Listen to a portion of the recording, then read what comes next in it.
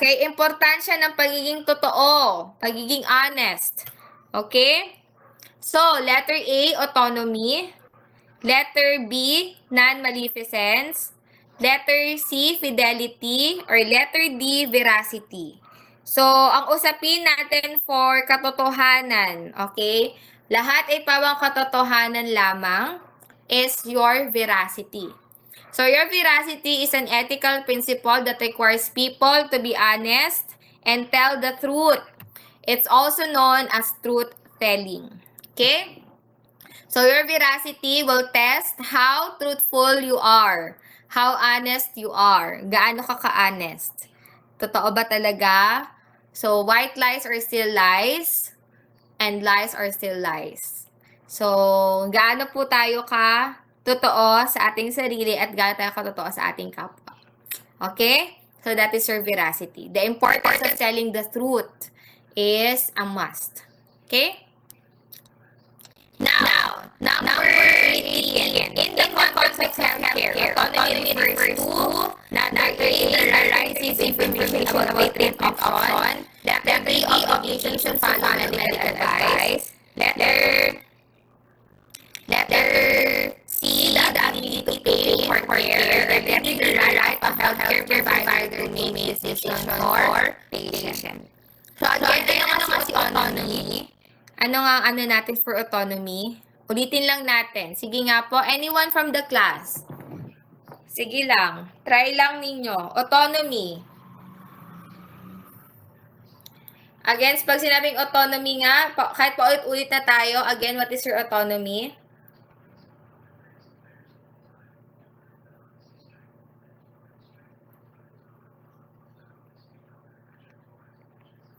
So, your autonomy is more on the involvement of decision making.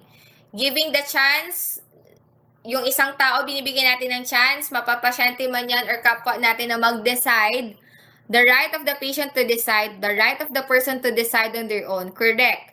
Okay. So, here is, the answer is letter A. So, the right to receive information about treatment option. Bakit man wala naman yung right to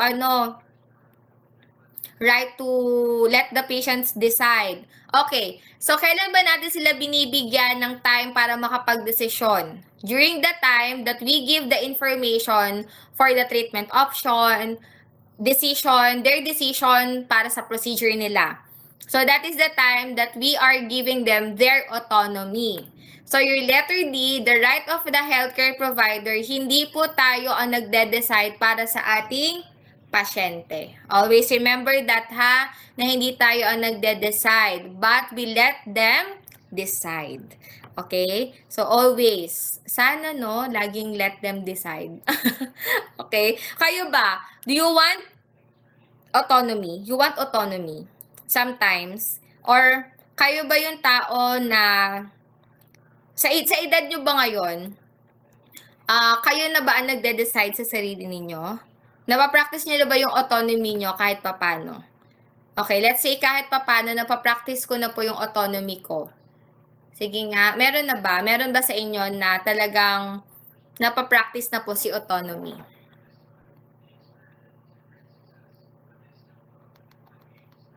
Okay, meron na ba?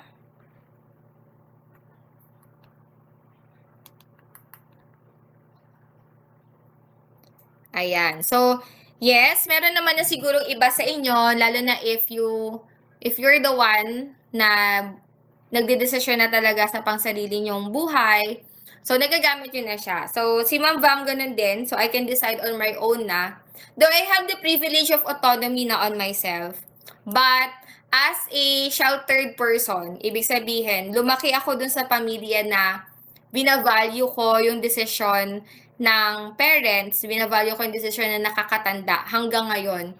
Because for me, I have this belief na hanggat wala nilang basbas, mabigat para sa pakiramdam kong gawin yung isang bagay. So, ganun akong tao. Though I have the autonomy now, they let me do whatever I want na in life.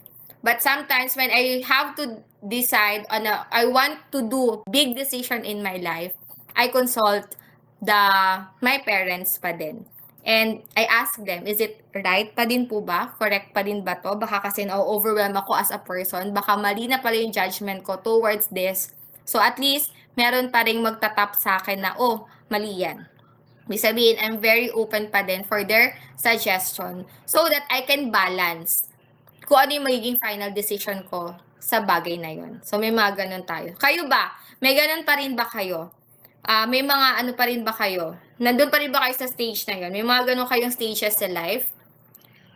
Kasi ako, even though I'm 27, ilang taon na si ma'am, I'm 27 na, I can decide naman na talaga, I can do it na. Pero kasi yun nga, as long as we have our parents on our side, we try to seek advice pa din because we believe na they have the right pa din to give their opinions. Ayan. So sabi nga nila, minsan sa ano namin, minsan may pupuntahan akong isang lugar. Ang dati, nung bata ako, parang pwede po ba ako pumunta sa ganitong lugar? Ngayon, hindi na. More on, the format na ng message ko sa kanila ay, mag-i-inform lang po ako, pupunta po ako sa ganitong lugar. It's more on, ipinapaalam ko lang po sa inyo, pero hindi pa ako nagpapaalam. So may mga ganun, may mga basic ano na tayo na pinapaalam ko lang po pero hindi pa ako nagpapaalam. Pero more on, most of the time, meron akong paalam ko lang po, okay lang po ba to, mga ganyan. Kasi nga, di ba, parents knows best. So alam pa rin naman nila kung ano yung pwedeng makasama at pwedeng hindi sa atin. So kayo ba? Sige nga, hindi ako mag-move on sa number 19 pag walang sumasagot. Ayan. So, kayo ba? Nasa stage pa rin ba kayo ng ganon? Kasi baka most of you can decide na kaya nyo nang anuhin. Baga hinahayaan na kayo ng parents nyo. Or ng guardians nyo. Meron ba?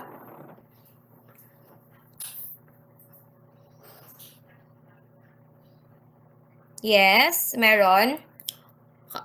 Ayan, nandiyan pa ba kayo? Parang konti lang ang nasa stage. 37 na lang kayo. Wala pa yung iba sa ano. Sa stage. Ayan.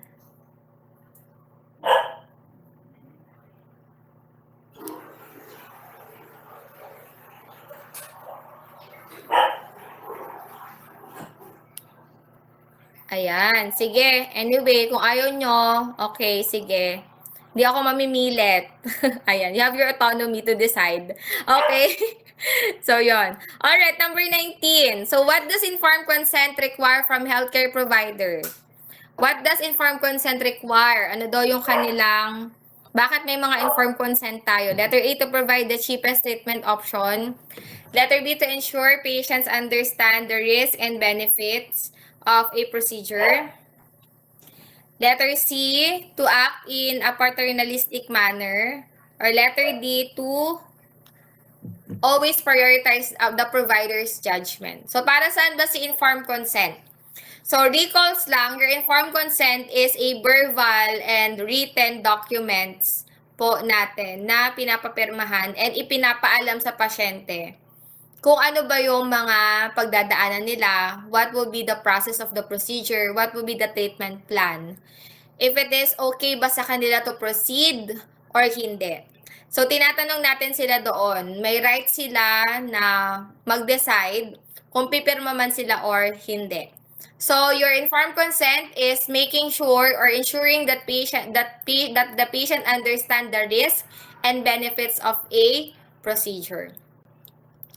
So, dito, syempre, once na napirmahan, then that's the only time na pwede tayo mag-proceed or gumawa or mag-move doon sa next step natin, sa procedure man yan or treatment. Then, number 20, which ethical principle is associated with the duty to avoid harm? So, letter A, justice. Letter B, non-beneficence. Letter C, non-maleficence. Letter D, autonomy. Again, duty to avoid harm.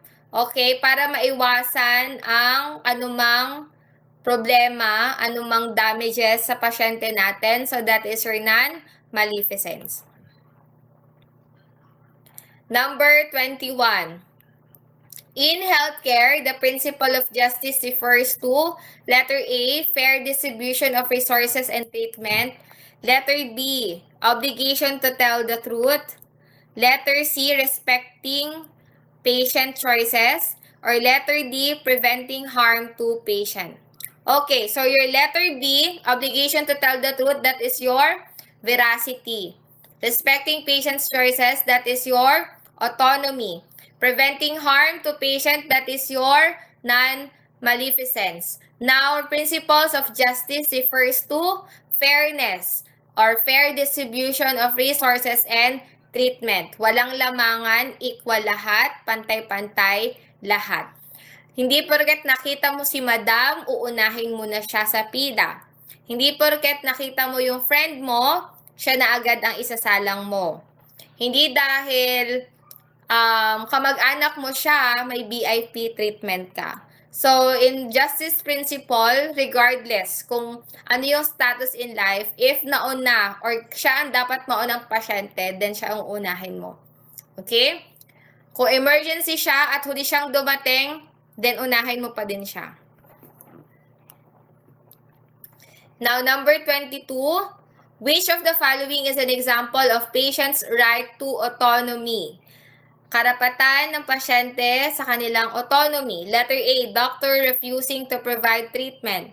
Letter B, a patient choosing to refuse life-saving procedure. Letter C, a healthcare provider deciding the treatment for a patient. Or letter D, a hospital prioritizing resources based on urgency. So, patient's right to autonomy, karapatan niyang magdesisyon. Letter B, a patient choosing to refuse a life-saving procedure. Kahit na sabihin natin, ma'am, well-being ng patient, di ba, yung goal natin in medical principle or in moral principle in medical or in healthcare, bakit natin hahayaang hindi siya iligtas? Then, that's the autonomy kasi. Kahit na kailangan mo siyang iligtas or kaya pa siyang iligtas, pero meron na siya ng do not resuscitate na consent, then stop lahat. No one will revive that patient. Okay? Maliwanag po ba yun? Naintindihan? Do you understand? Okay. Parang si Maria lang aking student Parang siya lang ang nandito. Okay. Next, number 20. Number 20, ito yung karaniwang kailangan or most principle sana or concept na applicable na ma-apply ng lahat ng tao regardless kung nasa healthcare man kayo or hindi, the fidelity. So what does the concept of fidelity mean in healthcare ethics? Letter A, keeping promises and commitments to patients. Letter B, the absence of deception in medical practice. Letter C, striving for equality in treatment. And letter D, protecting patients' privacy. The absence of deception in medical practice. So, striving for equality in treatment. So, that is your justice, fairness. Letter D, protecting patients' privacy. That's for confidentiality and privacy. Now, the answer for fidelity is letter A, keeping promises and commitments to patient. So, once sinabi mo na magagawa po yung procedure ng alas 4, huwag mong baasahin ng pasyente na hindi siya nagagawin siya pero hindi naman. Okay? So, may sa radiology department, meron tayong mga scheduling. And that scheduling will give our patients the time also kung anong oras sila magagawa. But if there's instances po na hindi talaga siya matuloy or ma-move yung oras ng kanyang procedure, you have to inform the patient and commit to it. Okay? Once you keep a promise, you have to commit to it. Hindi pwedeng salita lang pero walang, salita lang pero walang gawa. Okay? So, hindi rin pwedeng puro lang tayo, puro pasakalye lang tayo. As a healthcare provider, hindi tayo pwedeng mangako na hindi natin tututuparin. Kaya nga 'di ba, maingat tayo sa pangangako sa pasyente natin because we are hinahawakan natin is buhay din ng pasyente natin. Even the doctor cannot commit 100% na mabubuhay niya yung pasyente or maliligtas niya. Ano yung laging sinasabi ng mga doktor and ng mga tao sa hospital? Kapag kami nag-aagaw buhay, Kapag kami nag-aagaw buhay. Okay? Kapag kami nag-aagaw buhay, anong sinasabi ng mga doktor? Gagawin po namin ang lahat, pero hindi po namin masasabi na 100%. Kumbaga sinasabi nila, hindi sila nagbibigay ng eksakto na mabubuhay ho yung anak ninyo. Hindi ganon. Or mabubuhay yung pasyente nyo. Okay, regarding sa pangangako. Okay. Yung gagawin nating pangako po sa pasyente natin is yung attainable or achievable. Kaya natin siyang gampanan. Hindi pwede yung pangako na medyo masyadong imposible. Okay? One example in radiology is sa amin kasi or sa trabaho natin. So meron tayong mga oras ng procedure natin. So, ini-schedule natin sila. So, alas 6 po na umaga, babalik kayo dito para po sa procedure nyo sa ultrasound. So, once na nagbigay kayo ng time sa pasyente, as much as possible, kailangan masunod natin yun because your patient have their appointment also other than doing the ultrasound. So, syempre, nagsiset din yung mga tao na yun ang kanilang procedure. Hindi pwedeng dadating na si pasyente alas 10 na hindi nyo pa nagagawa yung procedure. So, nasa na yung promise natin or nasa na yung sinabi natin sa kanya ng oras na hindi naman matutuloy. So, ano yung magiging role ng RadTech doon or tayo sa radiology department? We have to manage our procedure very well. We have to make sure na tama yung turnaround, tama din yung oras na binibigay natin sila, and hindi ito yung parang oras-orasan lang. So, kaya kami, like in MRI, hindi kasi higher Tesla yung MRI na meron kami. So, yung MRI namin is good MRI pero lower Tesla lang siya. So, mabagal. So, matagal yung procedure namin sa MRI. So, before, na-caught kami doon sa sitwasyon na para nag-schedule kami for, ng interval lang is 30 minutes, ganyan. Na nangyayari, nagpapatong-patong na yung pasyente namin na hindi na namin ma-manage yung i-reason out namin. So, pinag-aralan namin ng maayos. So, dun sa fidelity, sa usaping fidelity, nag-failed agad kami dun sa promise and commitment namin to our patient na magagawa po kayo ng alas 10, kayo po yung kasunod. Pero alas 12 na, hindi pa natatapos yung first patient ko or first patient namin. So, dun pa lang, maiinis na sa amin yung pasyente or magagalit na sila sa amin. So, anong ginawa namin? Binago namin yon. So, ngayon, the MRI procedure, alam na namin na medyo matagal siya, kasama yung preparation, yung pagtawag ng radio nurse namin, lalo na kung with contrast, pagpapahiga, paggagawa ng procedure. So, parang ang daming pinagdadaanan. So, nilimit namin yung schedule namin. So, na-avoid namin yung problem na ganito, na nakakapagpangako kami sa pasyente ng oras na gagawa yung procedure niya. Compared doon sa before namin ginagawa, na 30 minutes interval lang, napaka-imposible pala talaga. So, yun po. Pwede kayong mangako, pero siguraduhin ninyong magagawa natin siya. Naintindihan po ba yon?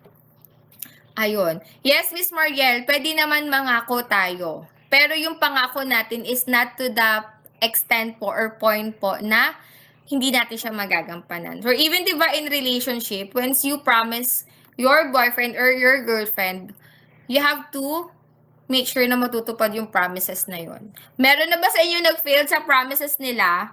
Meron na ba? Baka may mga nag-fail dyan sa promises nyo or mga commitments nyo. Ayan.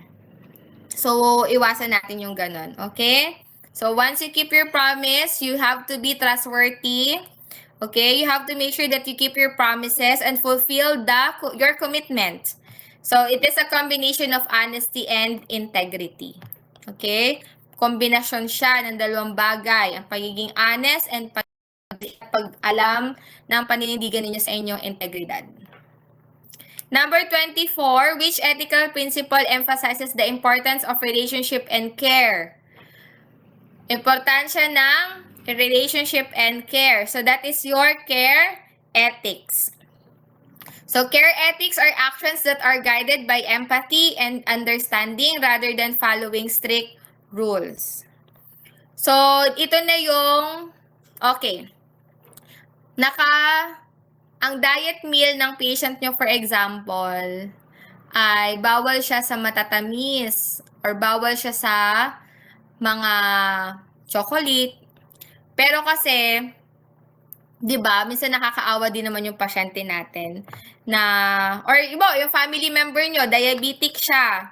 Tapos nag-ano siya na ang tagal-tagal niya na hindi nakakatikim ulit ng tsokolate. Kasi nga, iniiwasan natin na mag-increase yung kanyang sugar. So dito yung care natin, care ethics natin as a member of the family and in relations to health. So relationship and care, doon na papasok yung parang due to awa nyo na or your empathy towards the na-experience ng patient din na diabetic. Parang darating yung point na sige na nga, konti lang na chocolate pero dapat dark chocolate yan. So at least doon, 'di ba? Hindi niyo naman isinalang-alang yung pinakang ano ng patient ninyo or ng member ninyo na may case for maintenance and making sure na healthy siya just because of the chocolate. So, di ba parang, sige na nga, pagbigyan na natin yan once lang, okay? So, yun lang, ngayon lang to, hindi na muna mauulit, at least matikman mo lang. At least hindi nyo siya dineprive, no? Or kaya naman sa mga home for the aged or sa mga geriatric patients natin na yung simpleng soda na request nila, 'di ba? Minsan kapag may mga kwento yung mga caregivers din natin or yung mga healthcare members natin from other sections na nagre-request ng ganitong food, alam naman nating bawal. So binibigyan na ng kaunti, pinapatikim, pero that's it. Yun lang yun. So at least you maintain the boundaries, you make sure po na hindi ma-alter yung safety ng pasyente natin and yung case niya, yung disease ng pasyente natin. Pero at the same time, hindi mo siya dinedeprive. Binibigyan mo pa rin siya ng chance na maibigay yung gusto niya at the same time. Okay? So, compassion, care, compassion, and your relationship with your patient. So, number 25, what is the primary focus of medical ethics? Ayan, ano ba yung pinakang goal? Ano yung pinakang tina-target ng ating medical ethics? Letter A, profit maximization. Pamparami ba ng benta yan? Pampadami ba ng kita ng hospital yan? Letter B, the well-being of patients. Kapakanan ba ng pasyente natin? Legal compliance ba yan ng facility na masabi lang na may medical ethics or research and development? Tingnan lang natin kung anong epekto ng medical ethics sa mga tao or sa facility. So the correct answer is letter B. So medical ethics focuses on the well-being of our patients. So ito po yung pinakang guidelines natin and standards natin na fina-follow natin to make sure that everybody is safe and mabigyan ng serbisyo na nararapat para sa kanila nang hindi na-alter yung kanilang karapatan bilang pasyente. And hindi naman tayo nadedehado bilang tayo yung nagbibigay ng serbisyo sa kanila. Paliwanag ba? Nakakabay naman po.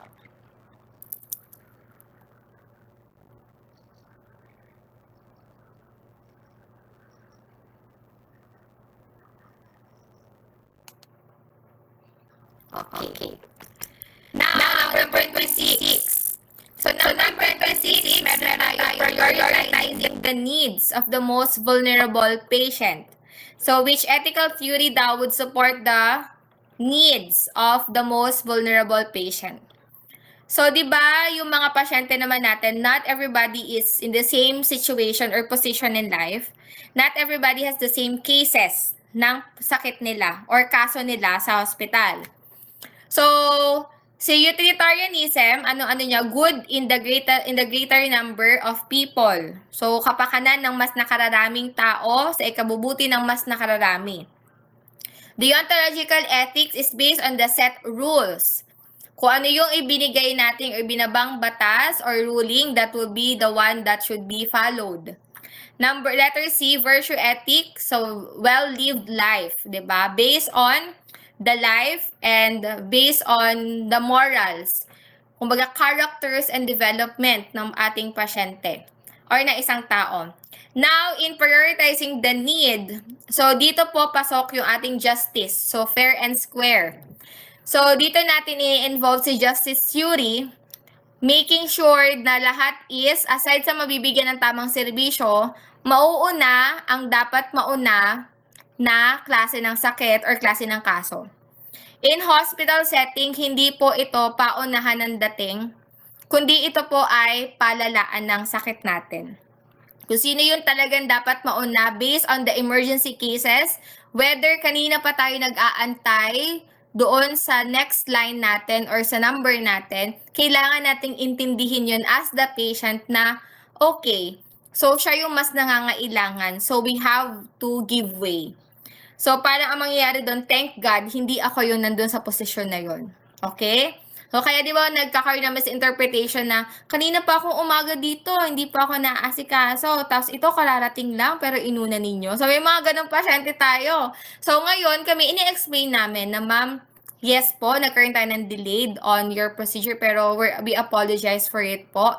Kailangan lang po namin unahin yung inpatients na inibaba. So, may mga ganun kami explanation sa pasyente. So, yun, naiintindihan naman nila so far, buti naman. Though nagagalit sila sa una, so pag naipaiwanag mo naman, naiintindihan naman nila yun. So, minsan, kalagitnaan ng procedure mo, may dadating na emergency. So, kailangan mo siyang i-stop. Na, ma'am, sir, pasensya na po, kailangan ko lang pong gawin tong isang emergency. So, yun. So, para kayo nakikipaglaban sa trabaho ninyo at sa mga pasyente natin, no? So, yes, your justice. So treat people all equally and equitably. So, the patients, no, prioritizing the needs means to provide everything to the patient with all fairness, equally and equitably. So, regardless kung ano man yung, regardless kung anong status or current status, you have to make sure na yung mga taong or pasyente na mas nangangailangan during that time is matugunan din po natin sila. Okay? Number 27. 27. So, what is the role of ethics committee in healthcare settings? Ano daw ang role ng mga tao sa likod ng mga ethical principles natin in healthcare setting? So, letter A, to enforce hospital policies. Letter B, to review and resolve ethical dilemmas. Letter C, to provide legal counsel. Letter D, to ensure financial accountability. To enforce hospital policies, meron po tayong mga administrative worker dyan who are responsible to work for the healthcare hospital policies natin based on the requirements of the agency or regulatory agency natin na nagbibigay ng lisensya sa atin para mag-operate ang isang facility. To provide legal counsel. In each hospital, they have their person in charge for the legal counsel, like they have their attorney, they have their legal team to talk to the patient with regards to legality and any concerns with regards to legals. Then letter D, to ensure financial accountability. So they also have the personnel in charge to it in accounting to check for the financial accountability and to monitor. Now, in ethics committees, so these are the people behind our ethical principle in healthcare, which is responsible to review and resolve ethical dilemmas. All the problems which involves in healthcare, all morals, no, or all values na pwedeng maghinder doon sa mga ethical dilemmas natin, is sila po ang responsable doon. So, that is their role. The role of the ethics committees is to review if they need to change, if they need to improve, they have to, okay? And resolve ethical dilemmas, okay? So, ensure that an organization ethical standards are clear and followed. Sila din yung nagmo-monitor kung nasusunod ba talaga. Wala bang negligence and malpractice sa facility na yan? Lahat ba ay naliligtas yung pasyente or lahat ba ay gumagaling? Maganda ba ang record ng facility na yan? Legal ba ang mga doktor? Legal ba ang mga empleyado ng facility na yan? So, sila din nagmo-monitor dyan together with other regulatory agency natin with in relations to the professional ethics natin. So, protect human rights and well-being of research subjects and ensure that medical experimentation and human subject research are carried out ethically. So, yung mga cadaver natin, so, yung mga ethical mga cadaver, ayan, hindi yan basta-basta hinihingi or hindi yan basta-basta lang kinukuha nila. So may mga pinagdadaanan po yung proseso because even if a person is dead already, may right pa din siya. Okay? Lalo sa mga research and study gagamitin. So, ayun po. Okay? So, number 28, ayan, number 28, the principle of double effect. Again, remember your double effect. So, ano daw yung principle natin na applicable for your double effect dito? So, letter A, deciding whether to perform a surgery. Letter B, providing pain relief that may hasten death. Letter C, choosing a course of treatment with no risk. Letter D, electing to refuse treatment. Okay, so letter A, deciding whether to perform a surgery. So, ang pagde-decide po ng sa surgery natin is pumapasok ito sa autonomy. Okay? If talaga magpo-proceed ba si pasyente, once they sign it, then they can proceed. Wala po yung magiging other effect unless otherwise, may underlying cases si pasyente na medyo pag nag-proceed sa surgery, ganito yung pwedeng mangyari. Pero as long as surgically speaking, wala namang magiging side effects na ganun kalaki, then that is under the autonomy. You're choosing a course of treatment with no risk. All treatment meron siyang side effects. So, talagang given, so presented naman na may mga side effects siya. So, electing to refuse treatment, so autonomy again. Now, your double effects is letter B, providing pain relief that may hasten death. So, one example kanina yung opioid. Yung in-ease natin yung pain ng pasyente, pero, ayun nga, nag-lead naman tayo to sudden death ng pasyente natin because of the high dosage of your opioids. Nawala nga yung sakit, napabilis naman ang buhay niya. Okay? Number 29. In what circumstance might a healthcare professional override patient autonomy? Kailan daw papasok or magdedesisyon ang healthcare provider or professional sa pasyente? Is it when the patient requests unnecessary treatment? Parang bawa, pa-x-ray ako, magpapa-x-ray po ako. Asan po yung request nyo?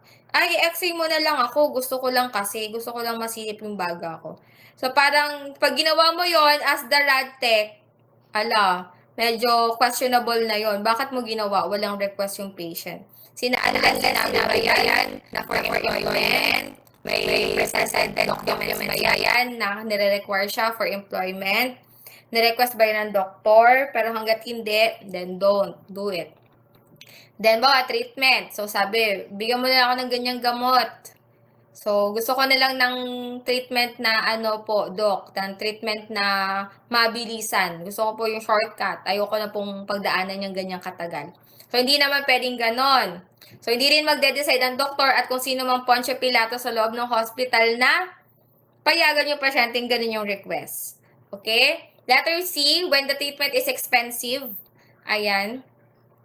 So, kapag ba expensive ang treatment, magde-decide na lang din ang healthcare professional na i-proceed yun pero i-care off niya. Hindi naman ganon kasi kailangan din nila ng kita. And bihira ata yung mangyari yung ganon, no? Na parang, sige lang, gawin mo na yan, sagot na kita. Ay, sana all. Okay? Lalo na kung expensive yung treatment, di ba? Pero, yun, bihira nangyayari at parang hindi naman lagi, no?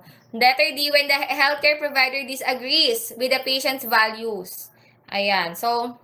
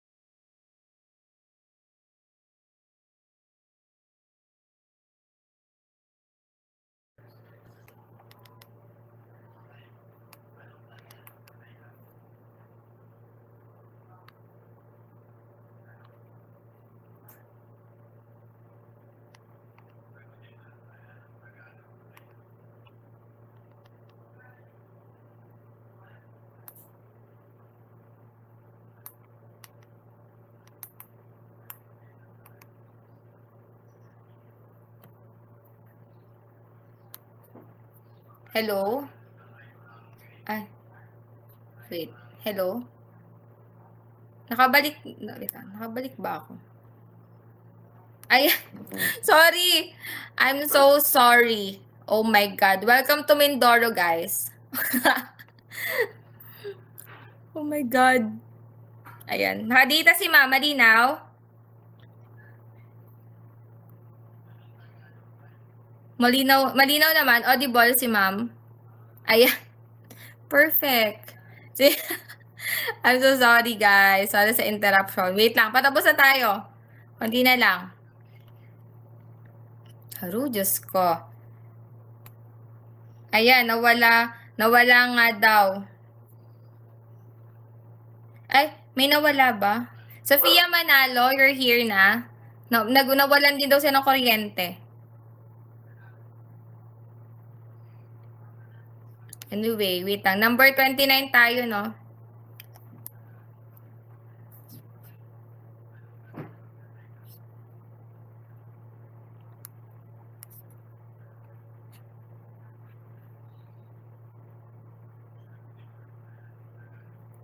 Okay. Sana kayanin. Buti naka-push ako ng laptop. Okay? Ayan, kita na ulit, mga anak. Visible, audible si ma'am. Kayang mailaban today. Ilalaban natin. Okay? Kasi panibagong lesson na tayo sa next week. Okay. Number 29, in what circumstance might healthcare override? So, ayan, when the patient is a minor or lack capacity. So, ma'am, paano yun? Wala ba siyang relative, ganyan. So, applicable nga ito. So, yung case na binigay sa atin is maybe, no?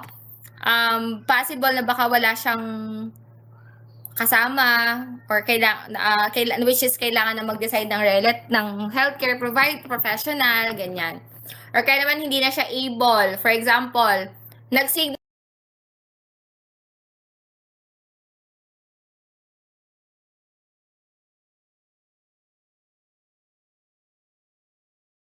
trabaho ng isang doktor na minsan sila na yung pumipirma on behalf of the patient.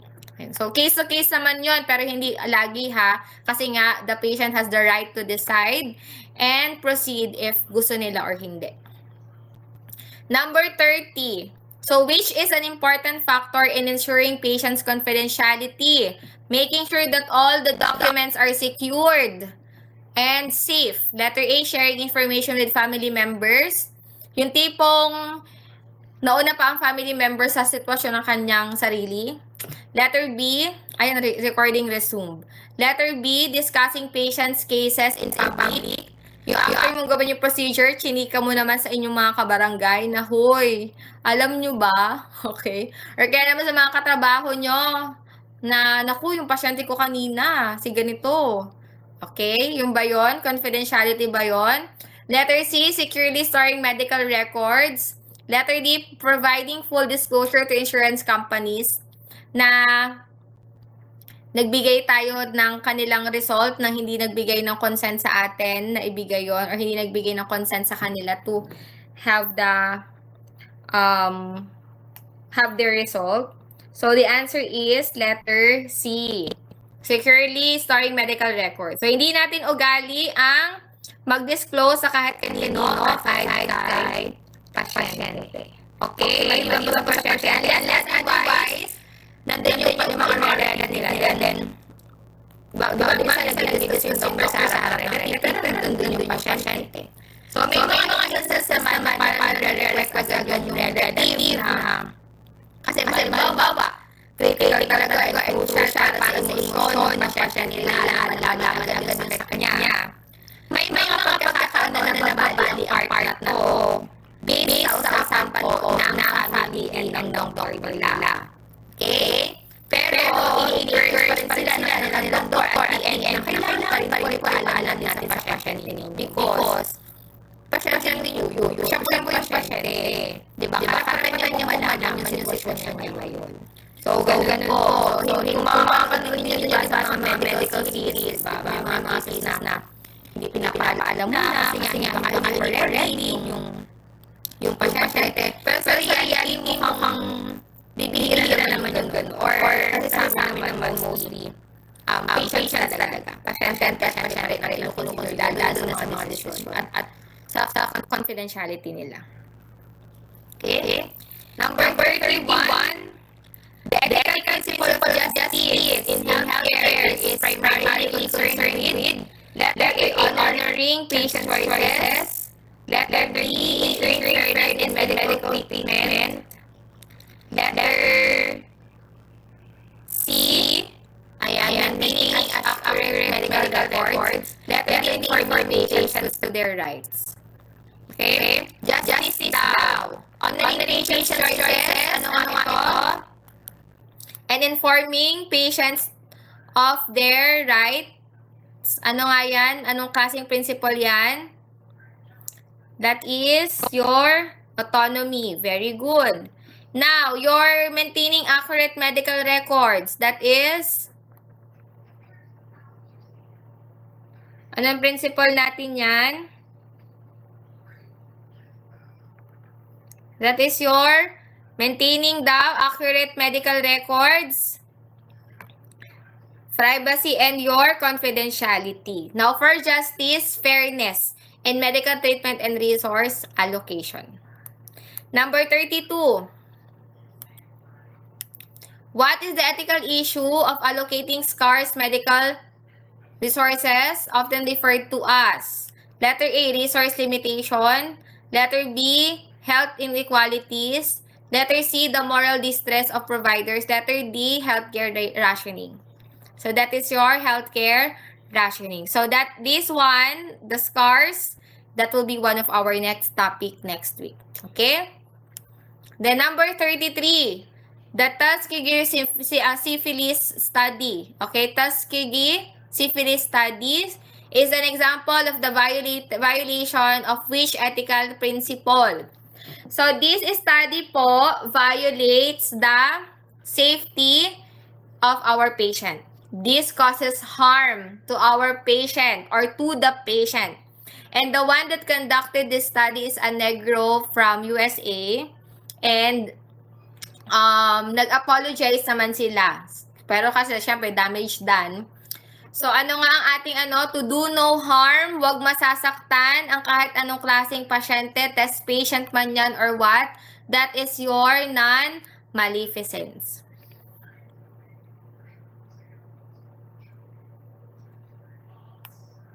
Okay, number 34. Which document typically outlines a patient's wishes regarding medical treatment in the event they cannot communicate? So, may mga cases tayo na yung pasyente natin ay dumadating yung panahon or time na hindi siya makapag-communicate na because of his or her situation. So, bago pa man mangyari yon, meron na tayong or may ginagawa na yung family members and yung pasyente. So, anong doon? The advance directive, letter A. So, this advance directive, bago pa man siya mapunta sa ganong sitwasyon na hindi na siya makapag-communicate, habang kaya niya pa, yung pasyente po ay nakagawa na siya ng mga documents and bilin, no? The last will and testament, nagawa niya na yun ng maaga. Sabihin, nung time na siya ay able pa na makapag-isip ng tama, able pang makapirma, able pang makipag-usap. Ayan.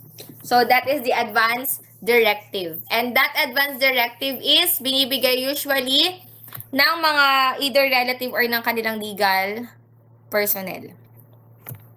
Lalo na kung sinabi ng pasyente doon sa kanyang last will na kung siya man ay maho-hospital at malalagay sa alanganin, huwag siyang i-revive. Kailangan pumirma ng do not resuscitate. So, kailangan sundin yon ng kung sino mang family member. So, ganun yung nangyayari. They have to respect and obey yung nakalagay doon sa papel. That's advance directive. Kumbaga, maagang instruction kung ano yung dapat gawin. So, number 35. So, what does cultural competence refer to in healthcare ethics? Letter A, the ability to perform procedures without complications. Letter B, advance and respecting diverse cultural belief and practices. Letter C, having the same values as all patients. Letter D, reporting cultural biases in treatment decision. So ano ba yung pagiging cultural competence natin as a healthcare worker or as a healthcare professional? So hindi lahat ng patient natin are Filipinos. Not everybody are Catholics, not everybody are Christians, or kung ano man yung pinakang religions po nila.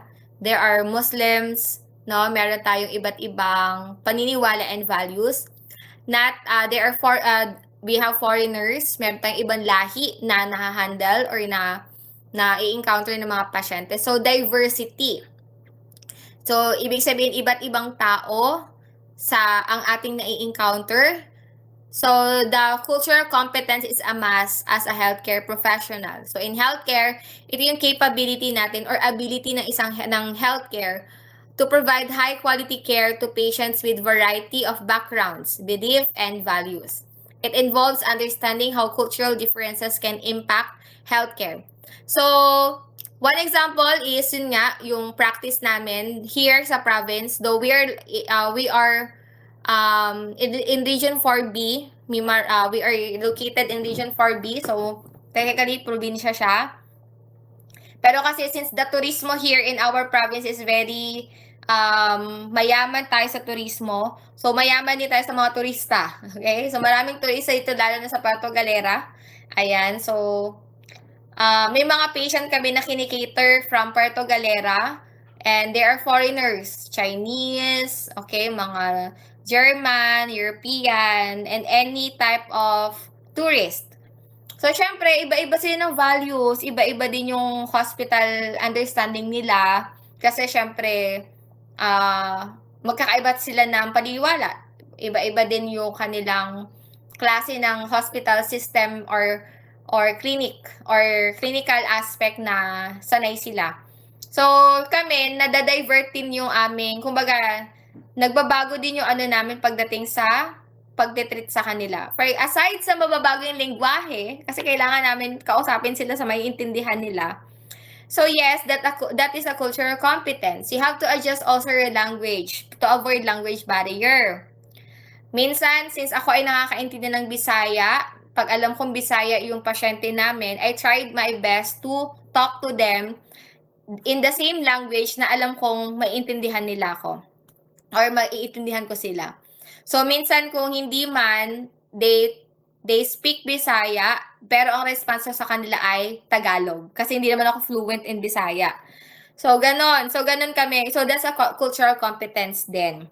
So, aspect yan na kung saan makakapagbigay tayo ng services regardless, kahit na iba yung kanilang values, iba yung kanilang lahi, iba yung kanilang belief and backgrounds in life. So, yun po.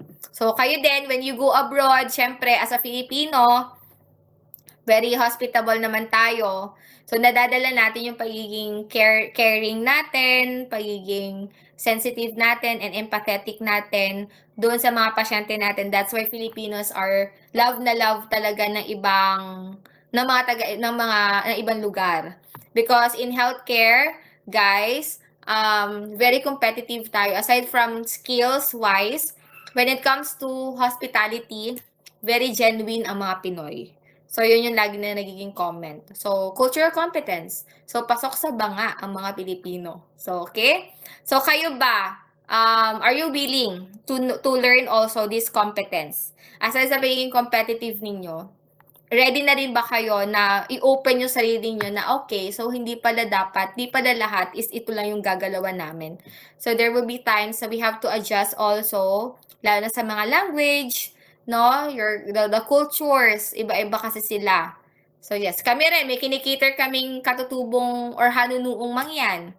So, syempre, iba din yung lengguwahe nila, iba din yung paniniwala nila sa panggagamot or sa pagpapagamot. So, kailangan din namin i-adjust kasi baka ma-culture shock sila sa amin, hindi namin sila lalo matulungan. Okay? So, number 36, in ethical decision making, what is the role of the healthcare provider? Ano naman daw ang role natin? Letter A, to make decisions without patient's involvement. Nagdesisyon tayo na hindi man lang pinapaalam sa pasyente. Letter B, to advocate for patients' best interest and respect their wishes. Tinuturuan natin sila, binibigyan natin sila ng chance na maging knowledgeable also by teaching them and by introducing to them the case-to-case scenario natin in the best interest and respect with their wishes. Letter C, to prioritize hospital policies over patient desires. Kumbaga parang dahil sinabi ng hospital na payment first, hindi mo na gagawin yung pasyente mo, or hindi niya na kaya magamutin yung pasyente, hindi naman po ganon. Okay, so to ensure compliance with regulatory standards, so here, ang may trabaho nito ay, mga personnel natin in charge in administrative work. But when it comes to ethical decision making, it is a must, or we should be an advocate for the patient's best interest and respect their wishes. We have to be an advocate. We have to inform them. We have to communicate with them. We have to build good rapport sa kanila para mas maintindihan natin and mas makuha natin yung dapat nating gawin sa kanila and mabigay yung solusyong nararapat. Okay? Number 37. Which of the following concepts relates to the moral obligations of healthcare providers? Letter A, medical malpractice. Letter B, professional ethics. Letter C, patient satisfaction. Letter D, organizational rules. So here, ano daw yung obligations natin? Concepts that relates or responsible for the moral obligations na nagsasabi sa atin ng mga karapatan dapat gawin bilang isang healthcare providers. This is your professional ethics. So, as a nurse, ano yung responsibility mo? As a vet, ano yung responsibility mo? As a med and as a member of the healthcare facility na pinagtatrabuhan mo, what's your responsibility and how you have and how you're going to portray it professionally. The number 38, the ethical principle of non-medical especially entails, again, letter B, avoiding the causation of harm to patient. Okay, pagkakalaman pa naman sila ni Malicen, Tony, Beneficent, ayun na, naku, para ulit at sa ating, question. Okay?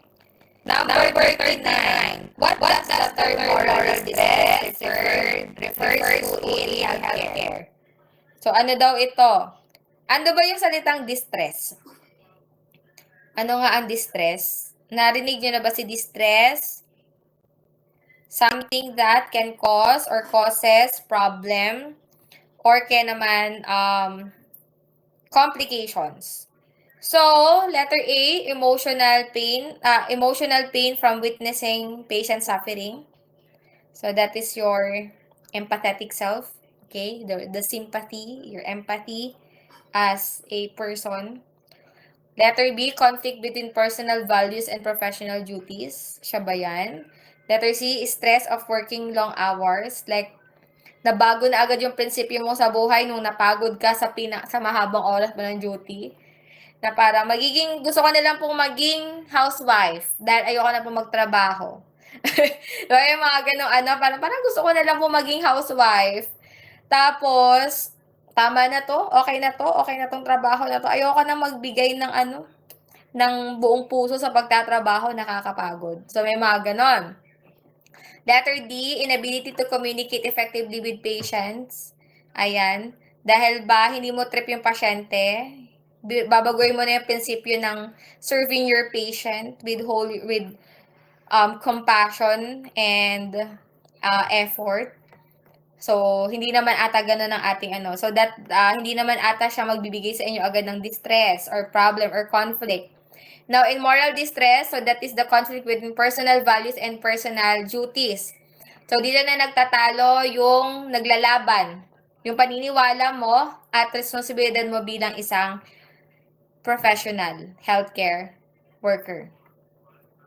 So, yung mga ganyang bagay, that's why we have our psychological test also. And di ba bago tayo mag-enter sa isang work, So, may mga test and may mga orientation tayo na kinakandak yung facility para ma-orient tayo ng 100% and hindi tayo ma-culture shock. Para hindi natin danasin yung moral distress or hindi tayo pumunta or humantong sa ma-experience yung moral distress, magbago yung pananaw mo dahil dun sa pagbabagong nakita mo sa professional duties mo. Now, number 40, ethical challenge when administering end-of-life care often involve letter A, lengthening the patient's life at all costs. Letter B, balancing the benefit of burden of treatment. Letter C, strictly adhering to outdated protocols. Letter D, avoiding discussions about death with patients. So ano daw dito yung ano daw yung nagiging challenge no when administering end-of-life care? So, dito, 'di ba, may mga times na kailangan na mag-decide ng family. Tatanggalin na po ba natin yung respiratory machine ng pasyente natin?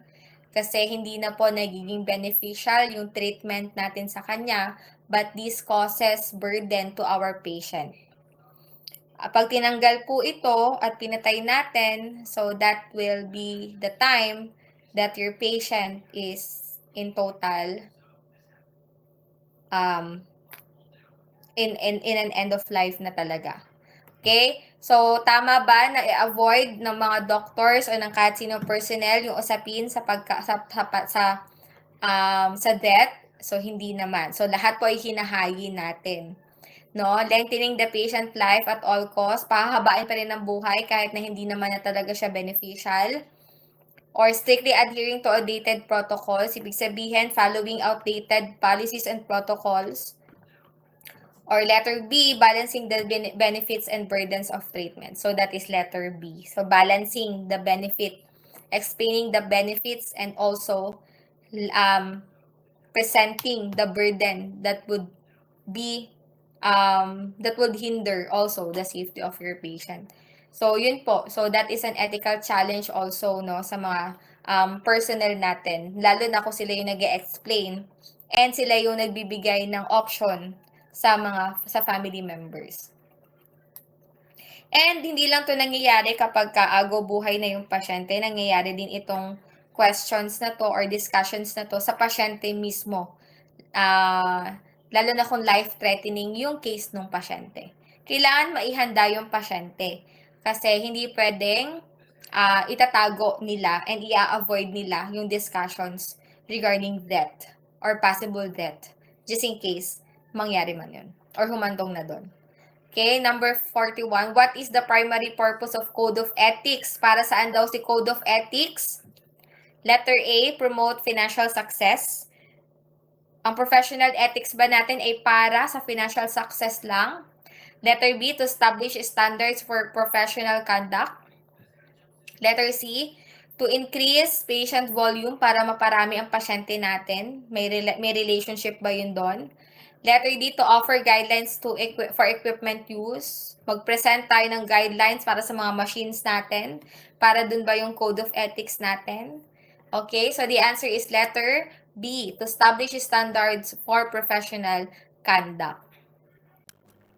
Number 42, according to Code of Ethics, radiological technology should letter A, prioritize their convenience over patient care. Letter B, always prioritize patient safety and comfort. Letter C, focus solely on completing procedures quickly. Or letter D, allow patients to make informed decisions without guidance. So, para sa ating Code of Ethics, ano daw yung trabaho natin? RadTech should always prioritize patient safety and comfort. Unahin mo pa ba ang iyong unahin mo ba ang convenience mo over the patient care? No. Okay? Bibilisan mo ba yung procedure mo lagi? No. Or kaya naman i-allow mong gawin yung procedure or pumirma yung pasyente na hindi naman niya naiintindihan? No. So our answer is always prioritize patient safety and comfort. Number 43, which of the following ethical obligations involve obtaining informed consent from patients? Ayan. So, involving your informed consent, again, that is your respect for their autonomy. Okay? respect for their autonomy. Basta again, informed consent, okay, matic autonomy. Okay, gets nyo na agad yon. No harm, traumatic harm, physical harm, non-maleficence. For the benefits of everybody, beneficence. Okay? Loyalty, or kaya naman truthfulness and integrity, honesty, truthfulness, fidelity. Okay? For truthfulness and honesty, total, talaga, package, that is your veracity. Okay? So, fairness, fair and square, equality. Okay? That is your justice. Ayan. So, wag kakalimutan yung mga yun, ha? Then, number 44, a radiologic technology should provide services without discrimination based on letter A, patient's insurance coverage. Ano mo daw yon na base, nakagantong HMO yan, unahin yan. So, ganun ba yon? Naka-HMO po yan, unahin ng pasyente, priority, nasa priority lane. Ganun ba yon? Okay? Yan? Gusto ko yan, kapwa ko babae, sige go, unahin natin ng mga girls. Dahil ladies first. Okay. Or kaya naman, patient's medical history, pwede, pero emergency ba yan? Okay, yun yung tanong. Or kaya naman, letter C, the patient's race, age, and socioeconomic status. We have to provide services without discrimination in the patient's gender, okay? Kung ano mang klaseng, niya, race, ano klaseng lahi niya, ilang taon na yan, and socioeconomic status. Number 45, what should a radiologic technologist do if they witness unsafe practices or poor conduct by a colleague? Are you gonna be the one who will tolerate your colleague to do those things? Or are you gonna be someone na i-mention ito sa kanya privately with respect to your relationship with them?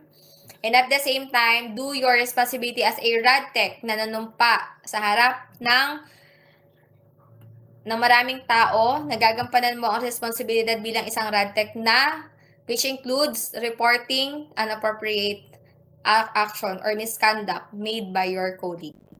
So that is one of our responsibility to report it to the appropriate authority. Okay? The number 46, the principle of non-maleficence again is your avoid causing harm to patient. Ayun, paulit-ulit na, no? To do no harm, huwag masasaktan ng ating mga pasyente. 47, keeping patient information. Responsibility natin bilang RadTech, tama. And ito ay based sa kanilang confidentiality and privacy. Letter B. Lahat ng information ng pasyente ay dapat confidential and secured. Number 48, which of the following action demonstrate professional integrity in radiologic technology? Pag-alam ng tama at mali bilang isang RadTech or bilang isang nagtatrabaho bilang isang RadTech. Now, letter A, falsifying patient records. Babaguhin mo ang record ng pasyente. Letter B, admitting errors and taking responsibility. Okay, i-admit mo yung pagkakamali mo and magtitake ka ng actions to it based on the responsibility that you have to do.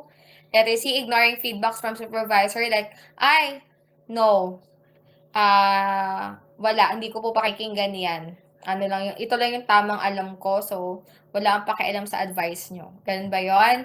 Or letter D, using patient procedure for personal gains.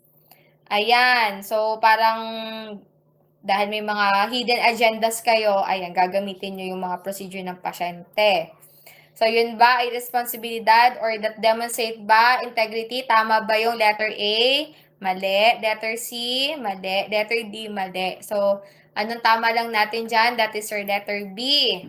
You have to admit it as much as possible. You have to be honest. You have to say the truth and face the consequences and take responsibility about dun sa ginawa natin. 49. When communicating with patients, radiologic technology should gagamit ba tayo ng mga komplikadong medical terminologies? Are we going to use that? No. Only speak when necessary. Iimik lang tayo kung kailan lang natin trip or kung kailan lang natin gusto. No. Avoid answering the patient's question like parang, ay, di ko po yan alam. Gumagano kayo like, ma'am, paano po kayo? Ay, hindi ko po yan alam. Ayoko pong sagutin yan. Ganun ba tayo? No. As a rad tech, we should ensure that information is conveyed clearly and compassionately. Sabi nga nila, kahit na sobrang inis na tayo doon sa kaharap natin, kahit na umiyak na tayo sa loob ng CR, haharap at haharap pa rin tayo sa pasyente natin ng as if walang nangyari. Because that's how we present ourselves professionally so that we could build a good rapport and communicate with our patient. Okay? Alright, number 50. Question. A radiologic technologist who prioritizes the health and welfare of patient demonstrate which core ethical value. Ano daw yung core ethical value natin? Siyempre, compassionate care. 51, konti na lang. Which action is not considered ethical behavior in radiologic technology? Alin daw ang hindi considered as ethical behavior? Letter A, continuous professional development. Nag-a-attend ka ng mga seminars and webinars with CPD as your requirements for your license and responsibility ninyo na mag-improve. Letter B, keeping current and with advancement in technology. Ayan, mini-make sure mo na updated ka sa mga new machines and advancement in our field. Letter C, using collaborate with other healthcare professionals. Ayan, so, umiiwas ba or tinatanggihan mo makipag-usap, makipag-collaborate na discussions with the doctors, with your colleagues, or letter C, nag-a-adhere ka sa mga safety protocols ng facility. So the answer is letter C. Number 52. Radiologic technology must obtain history and share it all to staff members. Nalaman ninyo na medyo nakaka-bother yung case ng pasyente nyo, chinika nyo na kaagad sa staff members. Huy, Mare, alam mo ba, yung pasyente ko, oh my gosh. Naku, kung nakita mo lang, may mga ganon, no? Ganun ba tayo? Ganun ba dapat ang maging attitude? Okay, next, keep it confidential. Yung history niya, you have to keep it confidential and use it solely for treatment purposes lang. Or letter C, after mong ma-obtain yung patient history niya, i-discard mo na siya na hindi man lang nagamit for treatment. Or letter D, after mong makuha yung patient history, i-discuss mo na siya sa public area na parang, huy, may chismis ako sa'yo. Itong pasyenteng to, ganito, ganyan. So, parang letter A. So, yun ba yung ating No. So, letter B. So, you have to keep it confidential and use it solely for treatment purposes. Okay? 53. Tatlong tumbling na lang. In accordance with the Code of Ethics, which of the following is true about patient education? Letter A, it is the sole responsibility of the physician. Letter B, it is optional and not required. Letter C, it is essential to inform consent and understanding. Letter D, only minimal information should be provided. Letter A daw, yung pag-inform daw sa pasyente ay responsibilidad lang ng doktor. Tama po or mali? Letter B, it is optional daw ang pagbibigay ng information or pagdidiscuss sa pasyente. Depende sa trip nyo. Letter C, we have to inform and understand and let the patient understood their consent form. Or letter D, magdidiscuss tayo pero minimal lang ang information na ibibigay. Ano-ano natin dyan? Letter C, you have to inform. Essential pa din yan na i-inform natin yung pasyente natin and malaman natin na intindihan nila ito. Okay? 54, last two tumblings. Radiologic technologies must demonstrate respect for the dignity of all patients by letter A, dismissing their concern, like DEDMA. Hindi ko po yung trabaho, ayoko niyan. Letter B, treating them without bias or judgment. Like, okay, kahit anong klaseng pasyente, go. Letter C, prioritizing procedural efficiency over patient comfort. Letter D, only treating patient they consider compliant. Ay, mas may pambayad to, ito na lang ang uuna. Ito lang ang gagawin ko. Ay, maganda ang suot nito, uunahin ko to. Yan na yung gagawin kong procedure.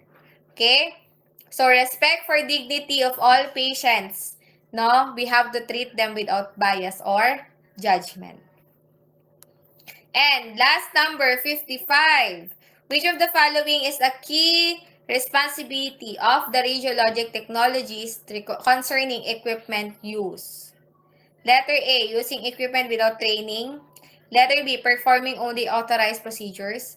Letter C, maintaining equipment without proper guidance. Or letter D, ignoring safety protocols if pressed for time. Letter A daw, gagamitin mo yung makina nyo kahit wala kang training doon, kahit hindi mo naman alam. So, ang ending, na-ignore mo na yung safety protocols, nasira mo yung machine. Letter C, maintaining equipment daw without proper guidance. So, kinikip nyo yung equipment, ginagamit nyo sila kahit walang proper guidance. So, the answer is letter B, performing only authorized procedures. Okay. Do you have any questions? So, that is the end of our rationalization. So, do you have any question, guys? Nakasabay? So, my students today are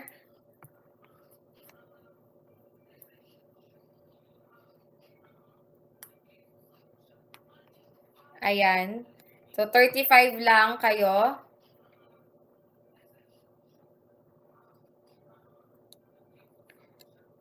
Jay, paano ulit ako ha? Screenshot.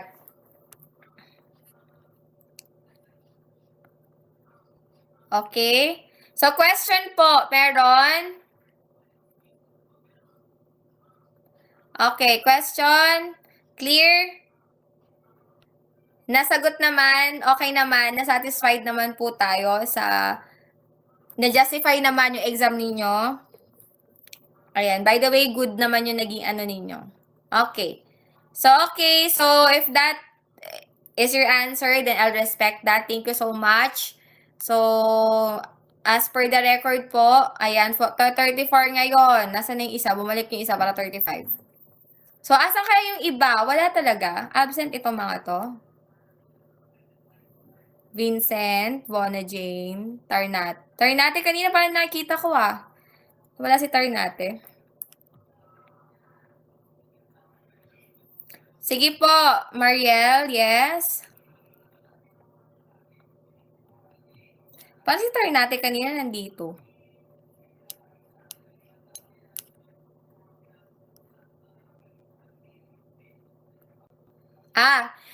Yes, Mariel, wala siya sa lesson ni Ma'am Bam. So, yun yung mga questions na additional question siya na tiningnan ko po.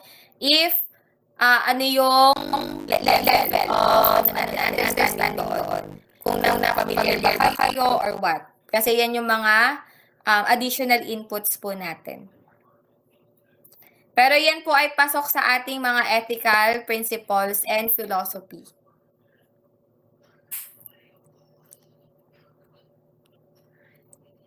Ayan. You're welcome. Okay? So, no further questions. Sige na, ano tayo? So, ito lang. Absent tong mga to. Sad. Okay.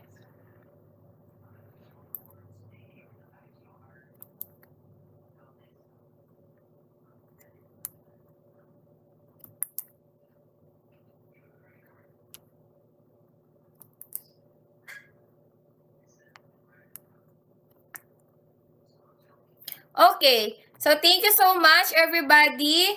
Have a nice day. Okay, have a good night. Ayan, kain kayo ng maayos.